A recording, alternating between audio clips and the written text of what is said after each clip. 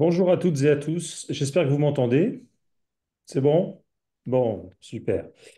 Nous sommes heureux de vous retrouver pour ce webinaire du label Ouverture Internationale en ce début du mois de mai qui laisse pressentir déjà la fin de l'année. Mais bon, on a encore 2 mois à faire et qui vont être bien occupés, on le sait par expérience. Ce webinaire, ce soir, a pour objectif de présenter le label à des nouveaux qui voudraient rentrer dedans, qui voudraient s'inscrire dans cette démarche. Le fait de faire cela a deux intérêts, deux avantages. Le premier, c'est que si parmi vous, il y a des nouveaux, eh bien, vous allez apprendre plein de choses sur le label. Et si parmi vous, il y a des personnes, des établissements qui sont déjà engagés dans le label, eh bien, cela va vous donner des informations complémentaires et peut-être des façons, des idées pour présenter le label lorsque cela vous est demandé. Voilà. Pour ce webinaire ce soir, nous allons laisser la parole à Jade qui nous accompagne depuis 3 ans maintenant sur le label. Et nous allons lui laisser la parole pour qu'elle nous présente. Je crois que c'est une des personnes, Jade, certainement, qui connaît mieux le label. Et donc, j'ai pu partager l'écran, Jade, donc vous allez pouvoir prendre la main. Parfait. Joe.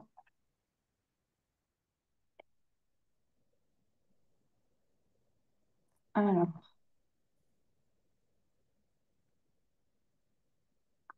je cherche la bonne fenêtre et c'est parti.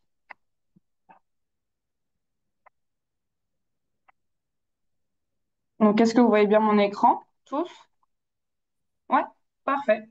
Alors aujourd'hui, on va vous présenter, comme l'a dit Monsieur Piron, le label, donc pour les nouveaux ou les moins nouveaux, mais qui veulent un petit rafraîchissement de mémoire. Donc on va commencer par présenter l'équipe nationale avec les chiffres actualisés du label. Ensuite, on va vous montrer la petite vidéo de présentation et faire un point sur les 4 piliers du label et les 3 niveaux de labellisation. Et pour finir, on va vous présenter les enjeux et pourquoi rejoindre le label Ouverture Internationale. Alors pour commencer, voilà une petite présentation de l'équipe au niveau national. Donc il y a Monsieur Piron qui a ouvert la réunion et qui l'a initié. Ensuite, il y a Marie-Caroline avec qui je travaille sur la question du label au niveau national et Véronique Borocco avec qui on travaille également sur le label, mais sur un autre projet qui est Initia, donc qui est le réseau des initiatives de solidarité internationale. Et donc on accompagne les établissements qui ont des projets d'ouverture et de solidarité internationale plutôt dans leurs établissements. Et il y a quelques semaines, il y a eu la clôture des dossiers et le jury qui s'est réuni. Cette année, on a pu récompenser 17 établissements donc, sur cette question-là. Et on est très content de ça. Au niveau des chiffres du label, aujourd'hui, il y a 38 commissions locales qui sont présentes partout en France. Donc, on peut le voir sur la petite carte. Toutes les zones colorées, ce sont les régions et les diocèses plutôt qui sont dans la démarche avec des établissements. Donc, il y a différents types de commissions locales. Il y a des commissions locales académiques, comme celle de Lille, on peut le voir. Donc, il y a les trois diocèses qui sont réunis. Ou bien il y a des commissions qui regroupent différents diocèses, mais qui ne sont pas forcément académiques, comme la commission locale de Midi-Pyrénées. Je crois que dans cette commission, il y a au moins 4 ou 5 diocèses qui sont réunis en une seule commission. Ou bien il y a des commissions indépendantes avec leur propre diocèse, comme Rennes ou Nantes, par exemple.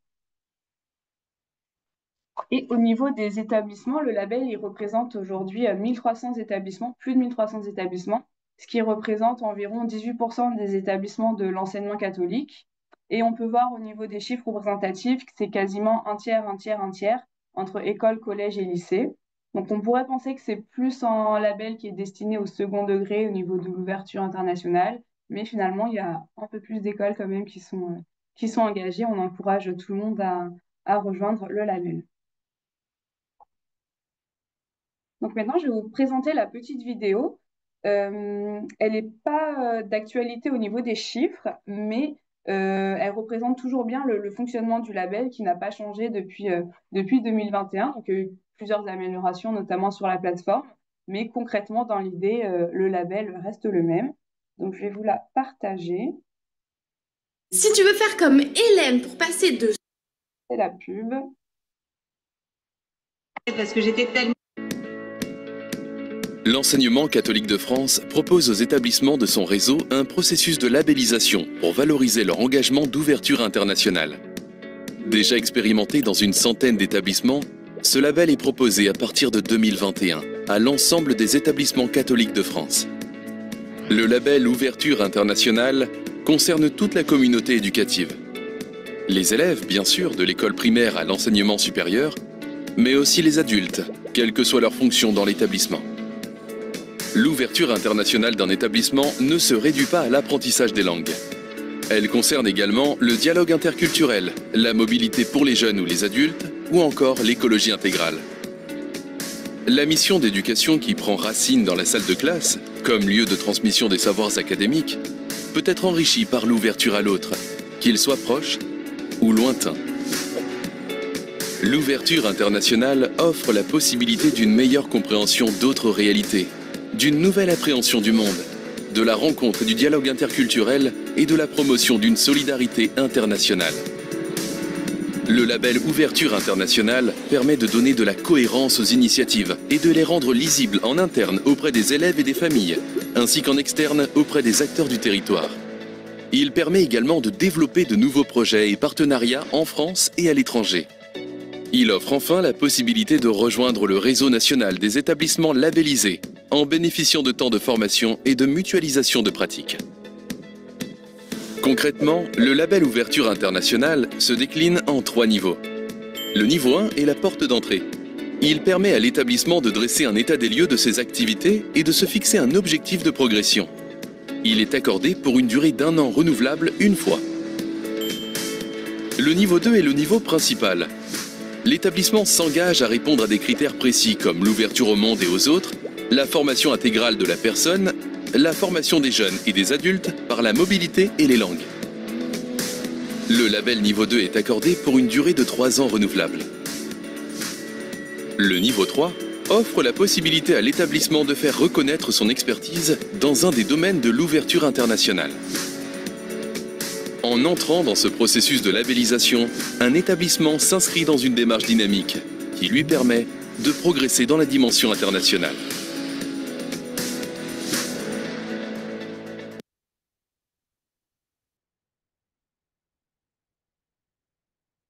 Alors, je reviens sur la présentation.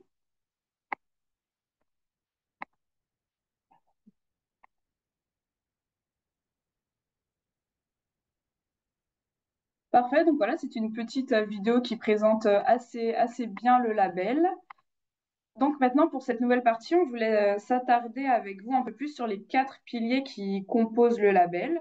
Donc dans la vidéo, on en parle assez rapidement, mais c'est vrai qu'on voulait vous les présenter un peu plus en détail parce que ce sont ces piliers, donc ces 4 parties qui vont vraiment former les formulaires d'inscription, enfin les formulaires d'évaluation pour les établissements, que ce soit au niveau 1, au niveau 2 ou bien au niveau 3. Donc, on va commencer par la partie 1, qui est la partie vivre l'ouverture au monde et aux autres.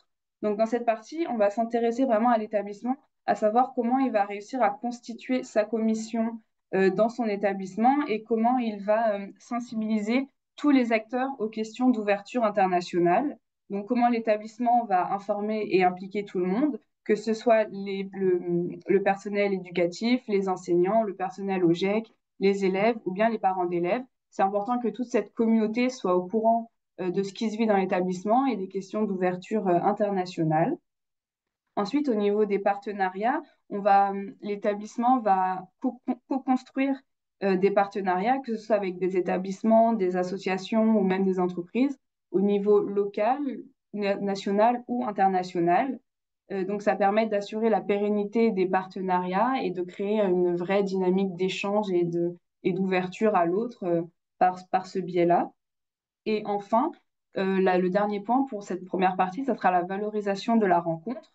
Donc, comment l'établissement va utiliser les outils du dialogue pour encourager la rencontre de l'autre, donc que ce soit un, un professeur étranger qui va venir présenter sa culture, ou bien des élèves avec une culture différente qui vont venir la présenter à leurs camarades. Donc, c'est comment l'établissement va réussir à saisir toutes ces différences culturelles et à les mettre en valeur.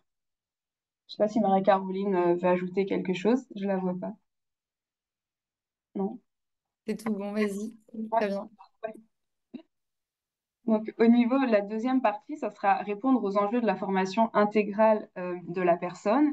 Et c'est cette partie qui nous distingue des autres labels linguistiques classiques. C'est ce qui va vraiment représenter les bonnes valeurs de l'enseignement catholique, qui nous sommes et ce que nous allons essayer de transmettre aux jeunes. Donc, l'établissement va, cette partie, pardon, résonne avec le pacte éducatif global qui a été initié par le pape François pendant qu'il était encore là.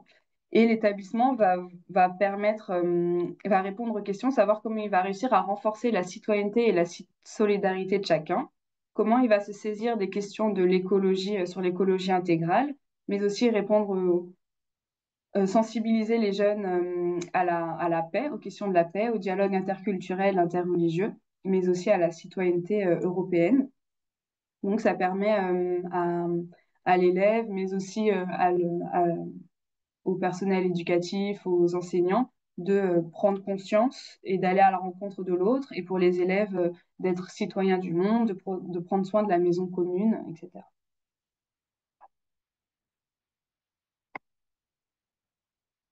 Donc, la partie 3 s'intitule Favoriser l'ouverture internationale des élèves par les langues et la mobilité. Donc, elle repose sur 3 points essentiels, qui est l'apprentissage des langues, parce que l'ouverture ne peut pas se faire sans la langue, que ce soit le français, mais aussi donc l'anglais. Comment l'établissement va proposer un parcours linguistique structuré et progressif pour son élève. L'établissement doit aussi encourager les échanges et les immersions, que ce soit par des classes mobiles, donc ils vont aller à la rencontre de l'autre dans un autre établissement ou lors d'un voyage scolaire, ou aussi les mobilités virtuelles, donc grâce à des outils comme eTwinning, qui est un outil qui est assez utilisé dans les établissements et qui permet donc des mobilités, mais sans partir vraiment à l'étranger, mais rencontrer l'autre en biais virtuel. Et donc, c'est ce qui est mis en place permet une reconnaissance des compétences linguistiques tout au long du parcours de l'élève. Donc, grâce à des, comment on dit, comme Cambridge ou les certifications, merci, voilà, certifications internationales, que ce soit en anglais, en espagnol ou en allemand. Ce sont les langues les plus utilisées. Et donc, la partie 4, qui est la dernière partie, permet de favoriser l'ouverture internationale des adultes par les langues et la mobilité. Donc, c'est pas un label linguistique uniquement pour les élèves, mais il est aussi à destination des adultes. Donc, comment l'établissement va permettre la formation linguistique de son personnel? Généralement, c'est par le biais Erasmus et des réseaux éducatifs internationaux. Donc, ils vont proposer des formations à l'étranger et des mobilités.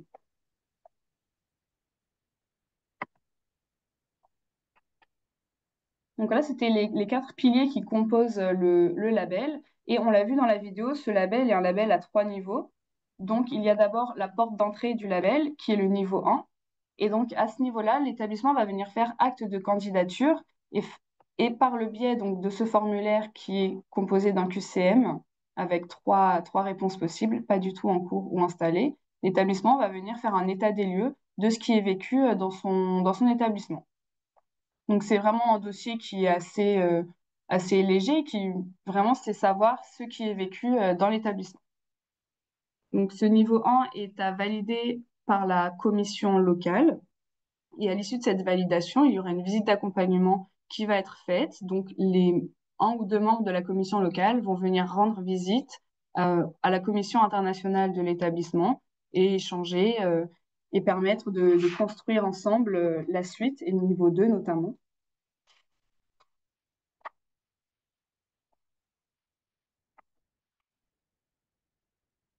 Donc, à l'issue de la validation du niveau 1, l'établissement va pouvoir passer au niveau 2. Et donc, c'est le niveau principal du label, qui est le niveau de la labellisation officielle. Donc, comme on peut le voir à gauche sur l'image, on va reprendre les mêmes items et les mêmes questions que le niveau 1, sauf qu'à la place d'avoir un QCM avec 3 réponses possibles, là, l'établissement pourra venir indiquer des réponses plus longues, donc jusqu'à 6000 caractères. Et donc, on va attendre des réponses plus précises et bien détaillées sur les actions qui sont mises en œuvre et les activités qui sont réalisées dans cet établissement. Donc, c'est important c'est important que l'établissement vienne bien détailler, bien préciser qui participe à ces activités, quelles classes sont concernées, quel professeur qui est vraiment impliqué dans le label. Et ce label, le niveau 2, donc, qui est la labellisation officielle, est attribué pour 3 ans renouvelables au bout de la 3e année par le dossier de renouvellement. Donc ça, c'est un peu plus tard quand vous serez bien engagé dans la démarche. Mais globalement, c'est la composition du label, donc par ces 3 niveaux. Et pour finir, le niveau 3 est la reconnaissance d'expertise. Donc, c'est un niveau qui n'est pas encore mis en place au niveau national, mais qui sera disponible à la rentrée prochaine. Et donc, dans ce niveau, l'établissement va pouvoir devenir expert dans un ou plusieurs domaines de l'ouverture internationale, s'il se sent, par exemple, très investi dans la recherche de partenaires et que l'établissement a pu mettre en place différents partenariats avec plusieurs établissements, associations ou entreprises, il pourra devenir expert dans ce domaine.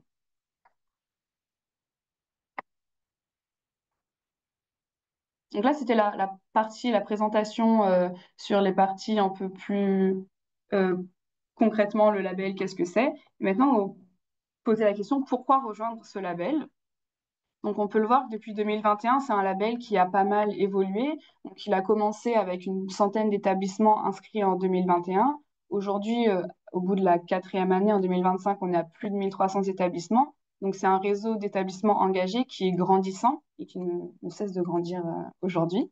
C'est une démarche structurée autour des 4 piliers. Et donc ces 4 piliers permettent d'intégrer sous toutes les dimensions l'ouverture internationale, pas sous un seul angle, mais le fait que l'établissement doive répondre aux 4 piliers, ça permet d'intégrer complètement les dimensions d'ouverture internationale.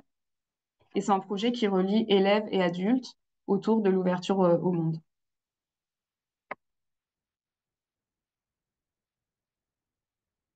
Est-ce que tu veux prendre la parole, Marie-Caroline, pour cette partie? Bonjour à tous. Euh, on avait aussi à cœur de partager avec vous un peu les enjeux de la démarche. Et il y a 2 slides différents. Il y a ce premier slide sur vraiment la démarche. Qu'est-ce que la démarche de labellisation va apporter à votre établissement? Parce qu'en fait, avec ce recul de 5 années, on se rend compte qu'il y a effectivement 3 notions principales qui ressortent des échanges avec les établissements qui sont engagés. Il y a ce premier point qui est la connaissance de l'autre, alors surtout entre services ou entre matières dans un établissement, il y a une certaine transversalité au sein de l'établissement qui va se créer grâce à un travail finalement transversal sur une notion qui va permettre à la vie scolaire, à la pasto, à prof d'histoire de venir partager un projet commun. Il y a une forte visibilité finalement qui se dégage de ce label, enfin une fois que le label est obtenu. Déjà parce qu'il y a une petite plaque, ça questionne. Et du coup, il y a le corollaire est l'attractivité. On se rend compte que cette démarche peut aussi donner de la visibilité et être attractive pour l'extérieur de l'établissement. Et puis, c'est un peu en lien avec le premier point, notamment sur le fait de se connaître. Le fait de se connaître en équipe va apporter au sein de l'établissement une certaine cohésion. Comme on rentre dans une démarche de projet, les choses s'installent sur du long terme. Donc, les équipes ont tendance aussi à se stabiliser au sein de l'établissement et du coup à fédérer aussi autour de cette thématique d'ouverture. Alors d'ouverture internationale, et Jade nous l'a bien démontré avec les piliers, mais vraiment l'important, c'est l'ouverture et cette rencontre à l'autre dans des projets aussi variés que une mobilité d'enseignants ou que un projet de développement durable avec la commune. On ouvre le jeune à l'autre et du coup, il y a vraiment un impact sur l'ensemble de l'établissement. Donc ça, c'était les premiers enjeux vraiment liés à la démarche. Et après, il y a des enjeux qui sont liés à cette notion d'ouverture internationale, vraiment au fond finalement du label. Donc on en a identifié 6. On a essayé aussi là d'être transversal. Donc il y a cette valorisation et reconnaissance dont on a pu parler aussi, qui va permettre à un enseignant ou à un groupe de personnes aussi qui ont mené un projet, bah, de parler de leur projet, de le faire connaître aux collègues, de le faire connaître à l'OGEC, à l'appel, lors d'événements, de l'écrire dans le dossier. Et du coup, c'est quelque chose qui n'est pas toujours très évident pour nos enseignants ou pour les établissements, mais c'est un peu de se mettre en avant parce qu'en fait, les initiatives, vous en avez beaucoup, des belles. Et donc là, l'idée, c'est vraiment de prendre ce temps pour reconnaître votre implication dans cette notion d'ouverture. Le deuxième point, c'est l'engagement et la responsabilité sociale. En effet, les questions, enfin les différentes thématiques des piliers vont permettre aux jeunes et aux adultes de s'engager dans des projets, dans des actions et vont développer la responsabilité sociale. Alors là, on peut tout de suite penser à la place du citoyen, enfin du jeune en tant que citoyen, citoyen de sa commune, citoyen européen, puisqu'en fait, on le développe, et citoyen du monde en général, comment est-ce qu'on va l'aider à prendre conscience qu'il fait partie d'un monde qu'il doit aussi protéger. L'innovation pédagogique, donc le fait d'encourager la mobilité des enseignants, déjà est un point qui va forcément être à l'origine d'une innovation, puisqu'en fait, les enseignants, soit ce sera sur un stage de langue, soit ce sera sur un stage d'observation. Ils vont apprendre en fait par la rencontre d'autres pédagogies. Et donc, ils vont revenir riches de petites choses qui se font à l'étranger. Et donc, en fait, ça va être une sorte de laboratoire où on va avoir envie de ramener ce qu'on a vu et qui marchait à l'étranger et de le déployer au sein de son établissement. Donc, on va voir que ça développe des compétences, hein, que ce soit gestion de projet, organisation d'événements, euh, rencontres et liens avec les associations. Voilà, ça va être vraiment fédérateur dans les projets, mais ça va surtout être quelque chose de très riche pour les jeunes et pour les adultes par rapport à tout ce qui va être proposé au sein de l'établissement. De fait, le fait qu'on favorise les rencontres, les dialogues interculturels, les dialogues interreligieux et de manière plus générale, la rencontre de l'autre, ça va avoir un impact sur le développement personnel des jeunes et des adultes et social dans la rencontre à l'autre. Et puis évidemment, encore une fois, ça encourage la formation linguistique. Donc, il y aura un renforcement des compétences linguistiques et culturelle, encore une fois, dans cette rencontre de l'autre, qu'on ne va plus considérer comme quelqu'un qui nous fait peur, mais plutôt comme quelqu'un qui peut nous apporter parce qu'on le connaît. Et donc, on va s'enrichir de toutes ces différences culturelles du monde.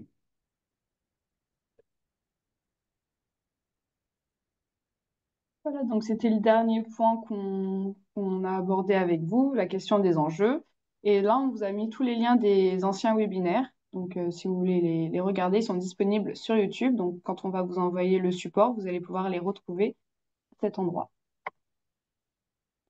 Et pour finir, on a mis nos contacts avec Marie-Caroline et moi-même.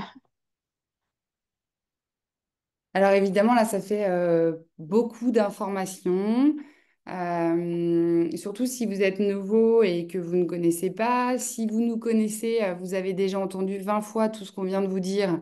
Je pense à Marie-Jeanne que j'aperçois à l'écran. Bonjour Marie-Jeanne, et qui connaît par cœur tout ça, qui pourrait même faire le webinaire à notre place.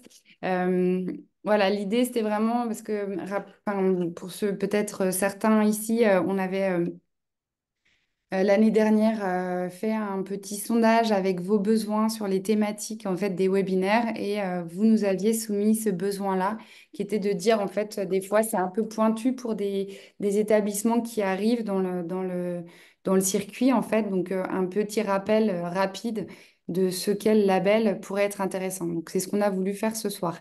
Évidemment, on est à votre on est là pour répondre aux différentes questions que vous pourriez vous poser suite à cette présentation. N'hésitez pas à lever la main ou à vous faire remarquer si vous avez une question, une précision à apporter, éventuellement un commentaire. Ou pour ceux qui ont plus l'habitude aussi, ça peut être un témoignage, un retour d'expérience. Est-ce que quelqu'un souhaite dire quelque chose?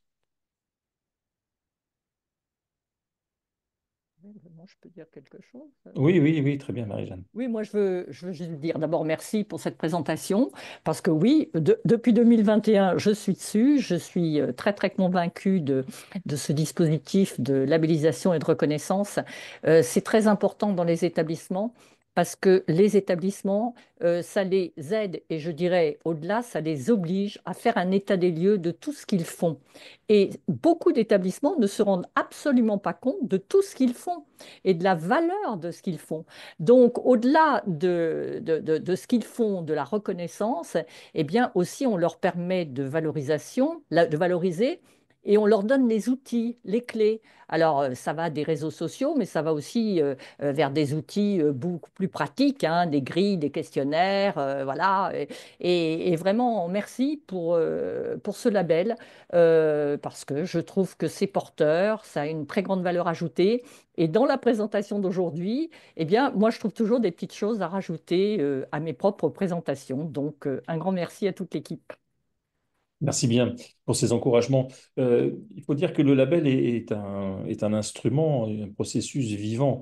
C'est-à-dire qu'effectivement, pour rebondir sur ce que vient de dire Marie-Jeanne, on est toujours à la recherche, à l'affût d'amélioration, non pas pour tout bouleverser, mais pour faire en sorte que le label soit adapté aux réalités d'aujourd'hui, aux besoins d'aujourd'hui. Je vous donne un exemple.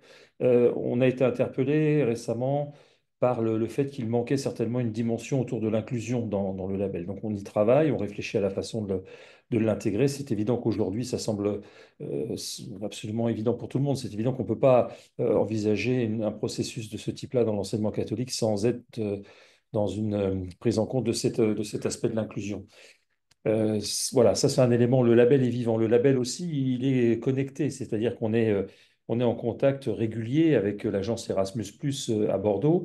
C'est important aussi que l'agence connaisse le label et puisse repérer les établissements qui sont partie prenante de cette affaire-là. Et puis, on est aussi connecté en lien avec le ministère de l'Éducation nationale, avec le département qui s'occupe des relations européennes et de la coopération internationale, de façon à ce qu'on les tienne informés du fonctionnement, du développement, du déploiement du label.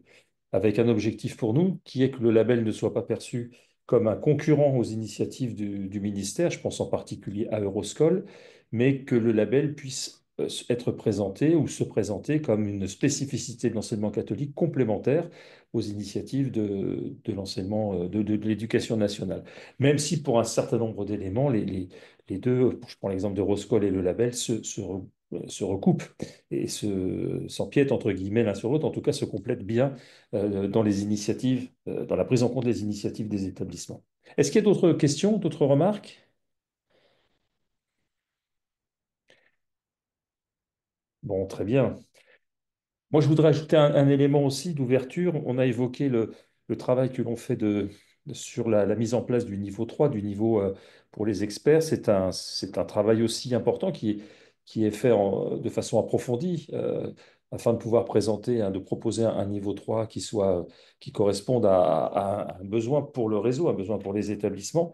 L'objectif de ce niveau 3, c'est comme ça a été dit, de permettre à des établissements qui ont une expertise de la valoriser, mais aussi de la partager. Et ça permet d'insister, ça a été dit aussi, mais j'insiste dessus, sur le fait que le label n'est pas vécu, n'est pas proposé comme une valeur ajoutée, un avantage concurrentiel qu'aura un établissement par rapport à d'autres.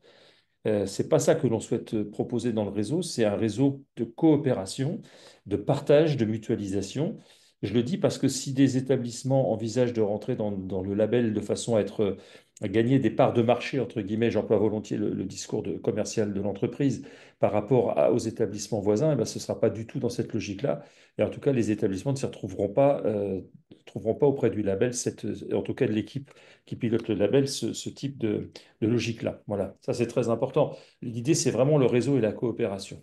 Et ce réseau, cette coopération au sein du réseau du label en France, on réfléchit aussi, on travaille à le déployer au niveau européen, puisque un certain nombre de réseaux de l'enseignement catholique de pays voisins en Europe sont intéressés aussi pour réfléchir à la façon de mettre en place un label ouverture internationale qui pourrait s'appuyer sur des critères communs. Chacun aura peut-être sa procédure spécifique, mais l'idée, ce serait aussi de créer un réseau au moins européen autour d'une démarche de labellisation et que ce label ouverture internationale de l'enseignement catholique ait une dimension un peu plus large que simplement française. Voilà.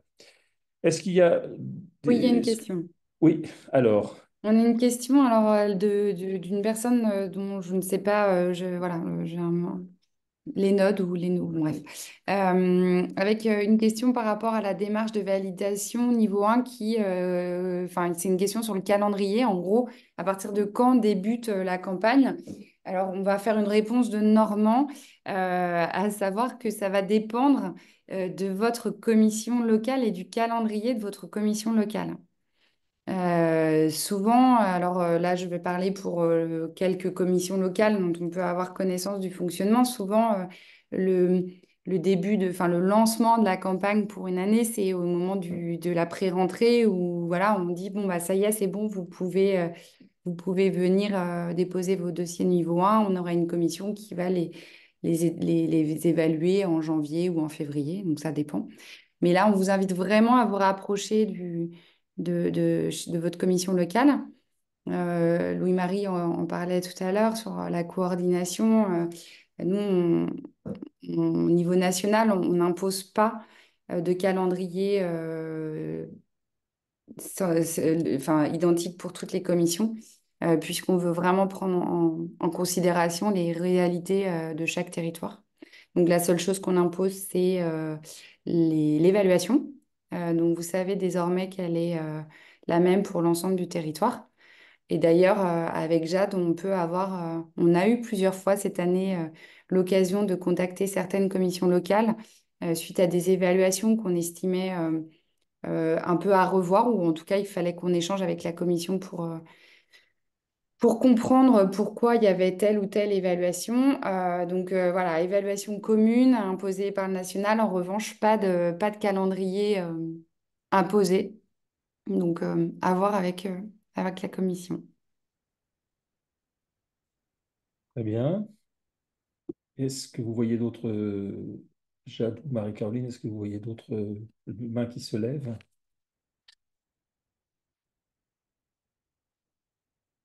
Mm. Bon, eh bien, très Ah, bien. si, Oui. on a une demande. Où trouver la commission locale? Je vais laisser Jade répondre parce que c'est elle qui a connaît très bien le fonctionnement de la plateforme. Alors, sur la petite carte, vous avez vu les zones où il y a des commissions locales. Donc, si c'était une zone colorée, ça veut dire qu'une commission locale existe sur ce territoire-là. En revanche, si c'était une des zones grises, ça veut dire qu'il n'y a pas encore de commission locale qui est mise en place. Donc, pour l'instant, le label ne pourra pas être développé dans votre établissement. En revanche, si vous faites partie d'une zone où la commission locale existe, si en vous inscrivant sur la plateforme, vous allez pouvoir vous rattacher à une commission locale. Donc, quand vous allez vous inscrire, vous allez avoir plusieurs informations à indiquer. Et ensuite, vers la fin du formulaire d'inscription, il y aura Ah, bah, je vous la repartage. Bah Oui, ouais, mais partage-là en parlant, ça va être super. Et ouais. Alice, vous pouvez aussi nous dire d'où vous êtes, ça ira plus vite pour vous, mais on Oui. va expliquer quand même, comme aux autres, comment on peut trouver le, le lieu de enfin, la commission locale.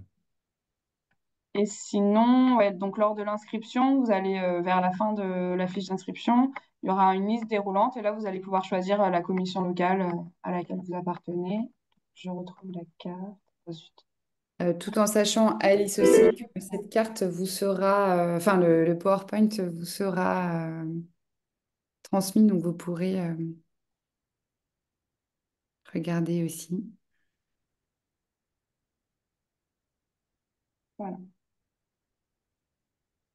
Alors, si la personne qui a posé la question peut dire d'où elle vient, ça permettra de répondre immédiatement, comme ça on ne perd pas de temps avec des échanges de mails, à moins qu'elle nous ait quittés déjà. Après, ce qui est intéressant, c'est de se rendre compte que cette carte est quand même plutôt colorée et que les zones grises sont plutôt au sud-ouest, bon, au sud plus généralement. Et puis, on a encore une petite zone sur Paris, voilà, Côte d'Armor. Alors là, ma Marie-Caroline, tu peux dire, la commission locale, c'est... C'est Jade qui est meilleure que moi. Ah non, pas du tout. On va aller chercher. Bah, dans tous les cas, c'est... Bah, Saint-Brieuc-Tréguier, mais Saint-Brieuc, Tréguier, je pense. Oui, oui. En fait, vous trouverez la réponse à la DDEC de Saint-Brieuc. Je ne sais pas Mm. qui est le représentant. Mais voilà, on va Moi, pouvoir je vous dois donner. l'avoir. Il y avait d'autres questions, Marie-Jeanne, encore, ou c'était... Oui, oui, Oui, oui, éventuellement. Attendez, oui, j'ai mis mon oui. micro. Non, c'était juste apporter une précision parce que pour avoir beaucoup échangé avec Jade, que je remercie sur les inscriptions, moi, je voudrais juste préciser de bien s'assurer que l'établissement n'a pas été précédemment inscrit par un chef d'établissement ou une autre Mm, collègue. Parce qu'on se retrouve avec des... Enfin, moi, ça a été un petit peu compliqué et Jade le sait, des établissements qui ont redéposé une candidature de niveau 1 alors qu'ils ont été labellisés il y a 2 ans. Niveau 2, pareil. Alors c'est un petit peu, voilà, hein. Donc Jade, très gentiment, a remis un petit peu d'ordre dans les dossiers puisque à notre niveau, moi, commission locale, je n'ai pas la main là-dessus.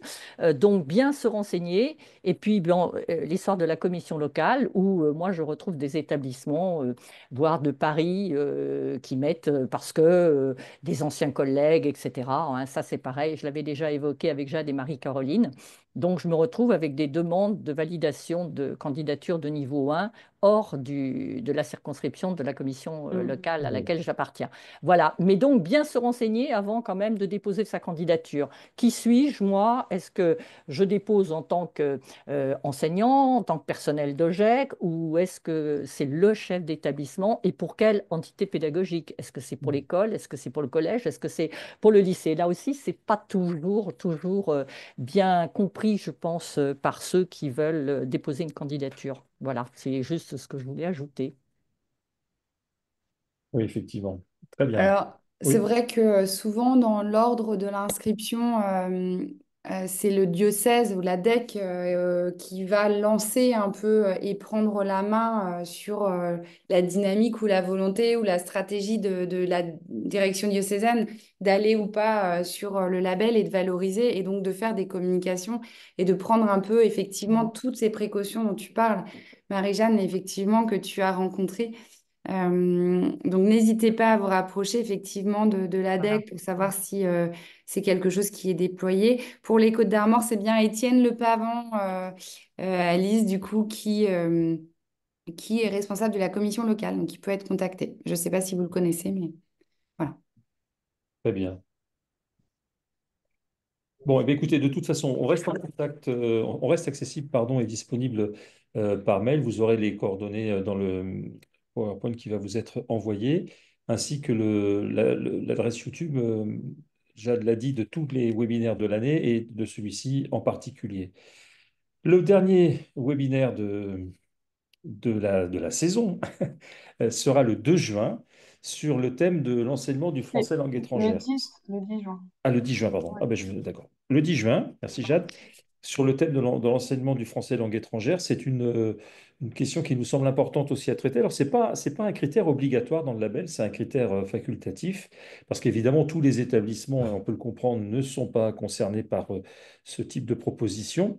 Pour autant, on s'aperçoit qu'il y a de plus en plus d'établissements qui ont des besoins dans ce domaine, ce qui montre une volonté d'ouverture aussi et de se rendre accessible à des gens, des familles, des enfants, des jeunes qui ne maîtrisent pas notre langue et qui arrivent dans nos établissements.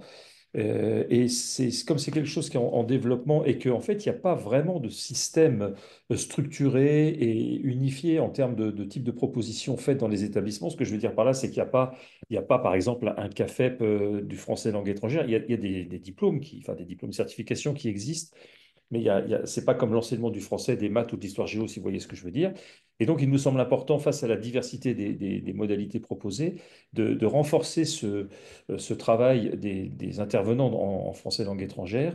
Et nous avons fait, au cours des années passées, des formations avec des intervenants sur ce sujet-là, et ça a rencontré un vif succès. Donc, le 10 juin, on aura une présentation du label et du français langue étrangère, comment ça s'articule et qu'est-ce que ça peut, comment le français langue étrangère s'inscrit dans le label. Et on fera en cela la reprise d'une enquête qu'on avait fait en début d'année sur la façon dont les modalités, la façon dont le français langue étrangère est proposé dans les établissements du réseau. Voilà. Et on verra qu'il y a des disparités importantes de modalités. Ensuite, on fera intervenir un ou une spécialiste du français langue étrangère pour nous expliquer les distinctions qu'il peut y avoir entre l'enseignement d'une langue maternelle et l'enseignement d'une langue seconde, une langue étrangère. Voilà. Peut-être quelqu'un de la Catho de Toulouse ou bien quelqu'un de l'Institut français du Caire. Et puis on aura un témoignage d'un ou d'une enseignante, on a plusieurs pistes en vue, qui s'est formée à l'enseignement du français et langue étrangère, mais qui n'a pas forcément un besoin quotidien, mais en même temps qui a vu l'intérêt pédagogique parce que de l'apprentissage et de la formation dans ce domaine-là, parce qu'elle s'est rendue compte que le fait de prendre en compte des besoins spécifiques ou une entrée spécifique des besoins, plutôt une entrée spécifique, oui, des besoins des jeunes par rapport à, dans le cadre de l'enseignement du français langue étrangère, vu que ça pouvait aussi apporter à sa pratique pédagogique normale, on va dire habituelle, voilà.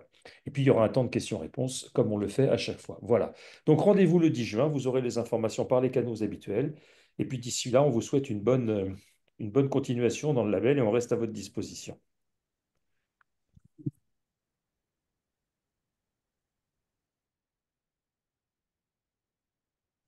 Au revoir. Ouais.